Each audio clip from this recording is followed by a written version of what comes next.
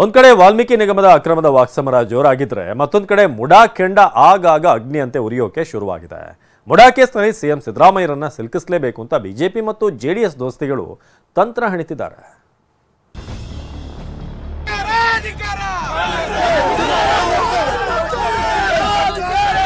ರಾಜ್ಯದ ಮೂಲೆ ಮೂಲೆಗಳಿಂದ ನಮ್ಮ ಬಿಜೆಪಿ ಕಾರ್ಯಕರ್ತರು ಬರ್ತಾರೆ. ಮೈಸೂರು ಮುತ್ತಿಗೆನೂ ಆಗ್ತಾರೆ, ಬೆಂಗಳೂರು ಮುತ್ತಿಗೆನೂ ಆಗ್ತಾರೆ.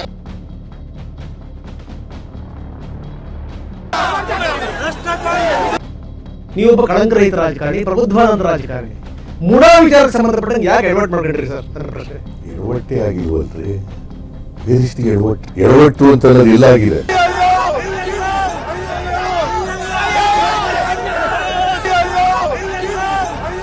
ಹೋರಾಟದ ವೇಗ ಜೋರಾಗಿದೆ.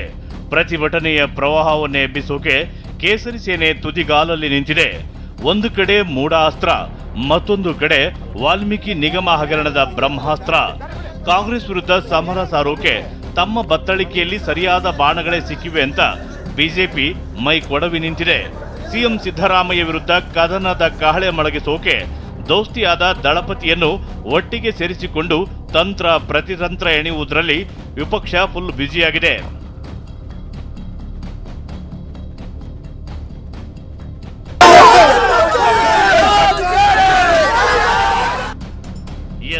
ಮೂಡಾದಲ್ಲಿ ಸಿಎಂ ಪತ್ನಿಗೆ ಸೈಟ್ ಹಂಚಿಕೆ ಮಾಡಿರೋದ್ರಲ್ಲಿ ಆರ್ಟಿಐ ಕಾರ್ಯಕರ್ತ ಯಾವಾಗ ಅಕ್ರಮ ನಡೆದಿದೆ ಅಂತ ಬಾಂಬ್ ಸಿಡಿಸಿದ್ನೋ ಅಂದಿನಿಂದಲೂ ಬಿಜೆಪಿಗೆ ಟಾರ್ಗೆಟ್ ಸಿಎಂ ಸಿದ್ದರಾಮಯ್ಯನವರೇ ಆಗಿದ್ದಾರೆ.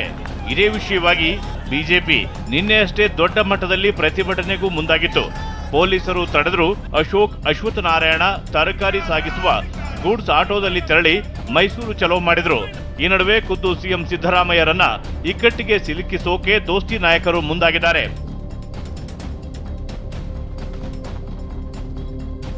ಕಾಂಗ್ರೆಸ್ ಸರ್ಕಾರದ ವಿರುದ್ಧ ಕೇಳಿಬಂದ ಹಗರಣಗಳ ಆರೋಪವನ್ನೇ ಅಸ್ತ್ರವನ್ನಾಗಿ ಮಾಡಿಕೊಂಡ ಬಿಜೆಪಿ ಜೆಡಿಎಸ್ ನಿನ್ನೆ ಜಂಟಿಯಾಗಿ ಸಮನ್ವಯ ಸಭೆ ನಡೆಸಿತು. ಈ ವೇಳೆ ಮೂಡ ವಿಷಯವನ್ನೇ ಅಗ್ರೆಸಿವ್ ಆಗಿ ತೆಗೆದುಕೊಳ್ಳುವಂತಹ ತೀರ್ಮಾನಕ್ಕೆ ಬರಲಾಗಿದೆ. ಹಾಗಾದ್ರೆ ಸಭೆಯಲ್ಲಿ ನಡೆದ ಚರ್ಚೆ ಏನು ಅಂತೀರಾ? ಅದನ್ನೇ ತೋರಿಸ್ತೀವಿ ನೋಡಿ. ಸಿಎಂ ಸಿದ್ದರಾಮಯ್ಯ ವಿರುದ್ಧ ದೊಡ್ಡ ಹೋರಾಟಕ್ಕೆ ಪ್ಲಾನ್ ಮಾಡಿರುವ ಬಿಜೆಪಿ ಜೆಡಿಎಸ್ ಕಾನೂನಾತ್ಮಕ ಹೋರಾಟಕ್ಕೂ ಚಿಂತಿಸಿವೆ. ಸಿಎಂ ವಿರುದ್ಧ ಹೋರಾಟಕ್ಕೆ ಇದೇ ಸಮರ್ಥವಾದ ಅವಕಾಶ ಅಂತ ಚರ್ಚೆ ಮಾಡಿದ್ದು ಈ ಬಗ್ಗೆ ರಾಜ್ಯಪಾಲರಿಗೂ ದೂರು ನೀಡಲಿದೆ. ಇಷ್ಟೇ ಅಲ್ಲ, ರಾಜ್ಯಪಾಲರ ಬಳಿ ಕಾನೂನು ಕ್ರಮಕ್ಕೆ ಅನುಮತಿ ಕೇಳಲು ನಿರ್ಧರಿಸಿದ್ದಾರೆ. ಅಧಿವೇಶನದಲ್ಲಿ ಮೂಡಾ ಅಕ್ರಮ ವಿಚಾರದ ಚರ್ಚೆಗೆ ಹೆಚ್ಚು ಒತ್ತು ನೀಡಬೇಕು. ಕಳೆದ ಬಾರಿಯಂತೆ ಎಲ್ಲದಕ್ಕೂ ಮೊದಲೇ ಪ್ರತಿಭಟನೆ ಬೇಡ, ಸದನದ ಕೊನೆಗೆ ಧರಣಿ ಮಾಡೋಣ ಅಂತ ದೋಸ್ತಿ ನಾಯಕರು ಒಮ್ಮತವಾಗಿ ತೀರ್ಮಾನಿಸಿದ್ದಾರಂತೆ.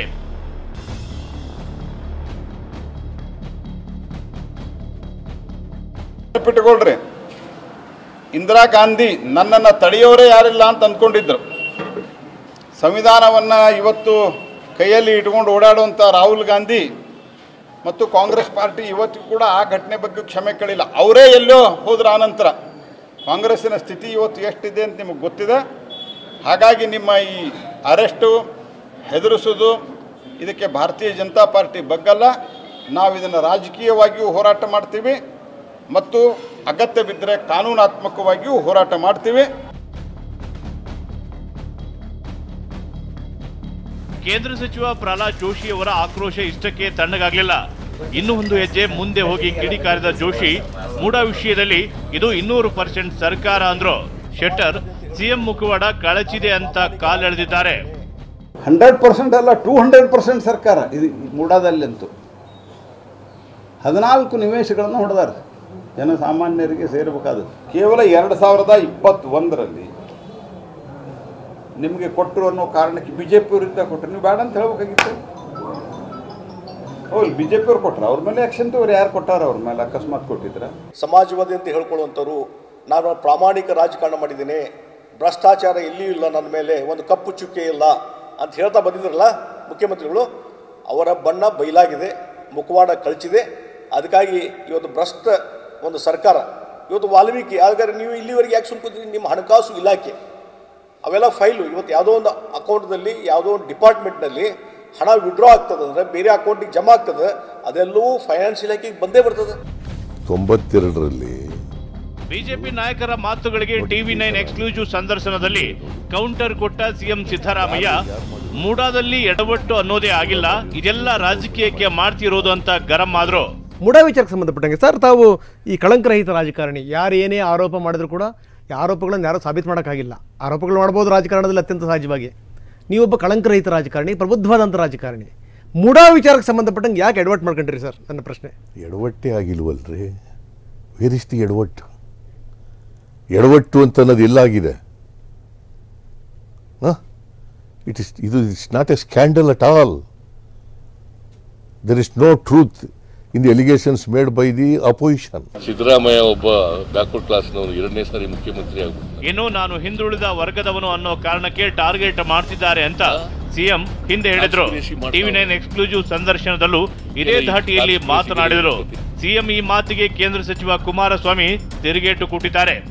ಸಿದ್ದರಾಮಯ್ಯನವರು ನಾವೊಬ್ಬ ಹಿಂದುಳಿದ ವರ್ಗದ ಒಬ್ಬ ನಾಯಕ 2ನೇ ಬಾರಿ ಮುಖ್ಯಮಂತ್ರಿ ಆಗಿರೋದನ್ನು ಸಹಿಸ್ಕೊಳ್ಳೋಕ್ಕಾಗ್ತಿಲ್ಲ ಅಂಥೇಳಿ ಜಾತಿ ತರುವಂಥ ಪ್ರಯತ್ನ ಮಾಡ್ತಾ ಇದ್ದಾರೆ. ಜಾತಿನ ಯಾವತ್ತೂ ವೆರಿ ಅನ್ಫಾರ್ಚುನೇಟ್ ಸರ್. ಜಾತಿ ತರೋದಿಲ್ಲ, ಜಾತಿ ಮಾಡೋದೂ ಇಲ್ಲ. I am an human being. But ಯಾರು ಅವಕಾಶಗಳಿಂದ ವಂಚಿತರಾಗಿದ್ದಾರೆ, ನಾನು ಕೂಡ ಅವಕಾಶಗಳಿಂದ ವಂಚಿತರಾಗಿರೋನು, ಸಮೂಹದಿಂದ ಬಂದಿರೋನು, ಶೂದ್ರ ವರ್ಗದಿಂದ ಬಂದಿರೋನು, ಹಿಂದುಳಿದ ವರ್ಗದಿಂದ ಬಂದಿರೋನು. 2ನೇ ಬಾರಿ ಮುಖ್ಯಮಂತ್ರಿ ಆಗಿದ್ದನ್ನು ಸಹಿಸಲಾರದೆ ಒಬ್ಬ ಹಿಂದುಳಿದ ವರ್ಗದ ನಾಯಕರು ಮುಖ್ಯಮಂತ್ರಿ ಆಗಿರತಕ್ಕಂಥದ್ದನ್ನು ಸಹಿಸಲಾರದೆ ವಿರೋಧ ಪಕ್ಷಗಳು ಅಸೂಯೆಯಿಂದ ಟೀಕೆ ಮಾಡ್ತಾ ಇದ್ದಾರೆ ಅಂತಕ್ಕಂಥ ಪದ ಬಳಕೆ ಮಾಡಿದ್ದಾರೆ. ಈಗ ಮುಖ್ಯಮಂತ್ರಿಗಳ ಬಗ್ಗೆ ಯಾವ ವಿಷಯಗಳ ಬಗ್ಗೆ ವಿರೋಧ ಪಕ್ಷಗಳು ಚರ್ಚೆ ಮಾಡ್ತಾ ಇದ್ದಾರೆ? ಮೂಡಾ ವಿಷಯದಲ್ಲಿ ಇಷ್ಟು ದಿನ ಬಿಜೆಪಿಯೇ ಮುಂದೆ ಬಿದ್ದು ಸಮರಕ್ಕೆ ಇಳಿಯುತ್ತಿತ್ತು.